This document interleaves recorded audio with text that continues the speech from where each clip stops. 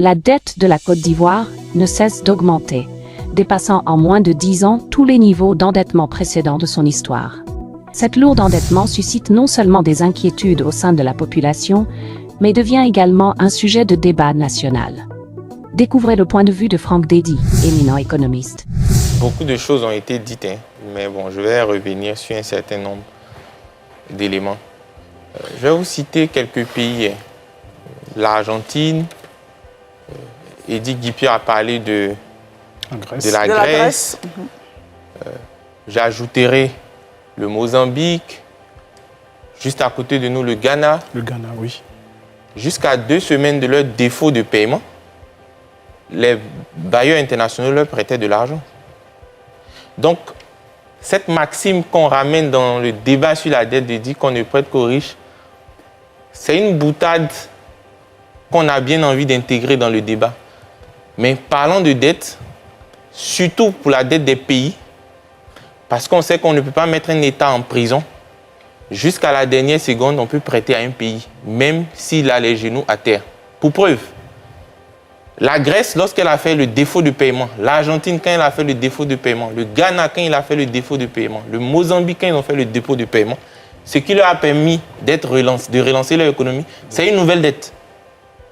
Donc, même quand tu ne peux pas payer en tant que pays, on peut te prêter.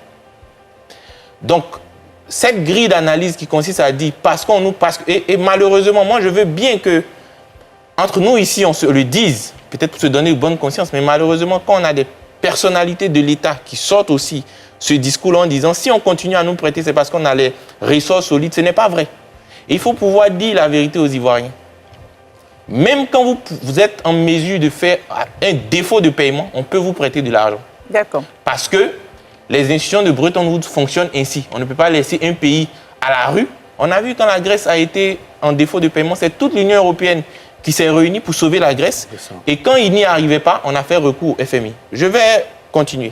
Rapidement. La deuxième chose que je veux dire, c'est que quelqu'un a dit, on a regardé l'exemple du Japon qui a 255% de son PIB en dette. Ce sont des comparaisons qui ne tiennent malheureusement pas la route. Pourquoi? Parce que la structure de nos économies, elle est totalement différente. Dans les 255% de dette du Japon, il faut regarder dedans quelle est la part de la dette intérieure, quelle est la part de la dette extérieure. Ça, c'est le premier élément. Le deuxième élément, il faut regarder quel est le niveau de diversification de ces économies-là. On n'a carrément pas les mêmes structures d'économie. Ce n'est pas comparable. Et moi, quand j'entends des gens dire ça, j'ai bien envie de leur demander, comment on appelle au Japon, combien d'hôpitaux il y a pour 1 million d'habitants.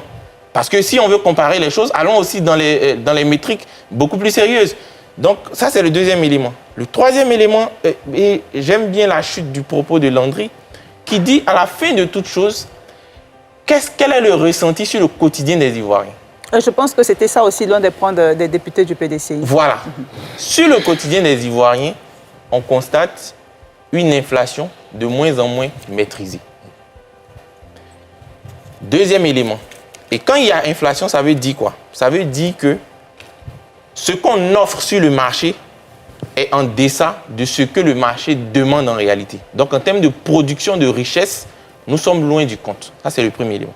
Le deuxième élément, on a cité les rapports du FMI. Vous voyez, malheureusement, on dit des choses sans rentrer dans le fond. Lorsque la Côte d'Ivoire a bénéficié de la facilité du FMI l'année dernière, 3,2 milliards de dollars, et je vais faire une petite digression. On recourt au FMI pour 2 raisons. Première raison, soit parce que tous les bailleurs internationaux refusent de nous prêter de l'argent, ou deuxième raison, les conditions du FMI sont beaucoup plus avantageuses que ce qu'on aurait pu aller prétendre sur d'autres marchés. Donc, recourir au FMI déjà, ça veut dire qu'il y a quelque chose qui ne va pas. Mais quand on regarde la note de communication du FMI qui dit la chose suivante, qui dit que je peux prêter à la Côte d'Ivoire, mais si la Côte d'Ivoire supprime certaines subventions sectorielles, donc notamment dans tout ce qui est eau, électricité et tout. C'est pourquoi vous avez noté une augmentation du prix de l'électricité, par exemple. D'accord. Et ça va suivre avec d'autres secteurs. D'ailleurs, la question d'augmenter ou non la TVA en la faisant passer de 18 à 20% est dans les tiroirs. Parce que c'est un élément que le FMI aussi a relevé. Et puis, dernier élément, Landry a parlé de la question de la notation financière. On a fait ce débat-là il y a 3 semaines ici. Il faut prendre le rapport de Moody's. La note que Moody's nous a donnée, c'est 7/20. Donc, il ne faut pas s'en enorgueillir, il ne faut pas être content. C'est 7/20. Maintenant, si on me dit sur ce plateau-là que recevoir 7/20 dans le Conseil des Nations, c'est une bonne chose, ben, on applaudit et puis on rentre à la maison. D'accord, Landry. Par contre, pour terminer, dans le même rapport de Moody's qui dit la chose suivante, qui dit attention, votre taux de taxation fiscale, il est autour de 17%, alors que dans des économies qu'on veut prendre pour modèle, on est autour de 30%. Il faut faire attention. Et j'ai posé la question ici, jusque-là, je n'ai pas trouvé de réponse. J'ai dit quelle allait être la stratégie de l'État.